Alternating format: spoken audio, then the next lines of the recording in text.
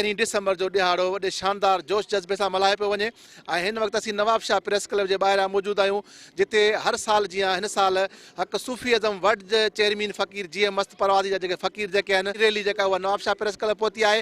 अचो त उन्हनि सूफ़ियुनि सां ॻाल्हि ॿोल कयूं त हू हिन सक़ाफ़ती ॾिहाड़े खे कीअं पिया मल्हाइनि। असां जेको ही ॾींहुं मल्हाईंदा आहियूं असां सूफ़ी ॾींहुं असांजे लाइ ईद वांगुरु हूंदो आहे। जिते बि सिंधी वसनि था पूरे दुनिया में असां उन्हनि खे ही ॾींहं जो वाधायूं ॾियूं था ऐं मुबारकबाद पेश कयूं था। हीअ असांजी रैली हक़ सूफ़ी अज़म वर्ल्ड साईं जी मस्पर जे तरफ़ां प्रेस क्लब नवाब शाह ते पहुती आहे ऐं अवामी आवाज़ चैनल जेको आहे जंहिं हिकु रैली कढी आहे सिंध जे माॻनि खे बचाइण लाइ मां सलाम पेश कयां थो उन चैनल खे अवामी आवाज़ वारनि खे उन जे मालिक खे सभिनी जेके बि सिंधी वासी जेके रहनि था सिंध में पाकिस्तान में तोड़ी पूरी सिंध में असां उन्हनि खे मुबारकबाद पेश कयूं था। हीउ जेको सक़ाफ़ती ॾियारो आहे असांजो ईअं सम्झो ईद जो ॾियारो आहे ऐं ईद खां वधीक असांखे हिन ॾियारे ते ख़ुशी थींदी आहे। सारी सिंध सुकार करे ऐं सारी सिंध सुकार करे शल मालिक में गमलार करे शल हो मालिक में गमलार करे।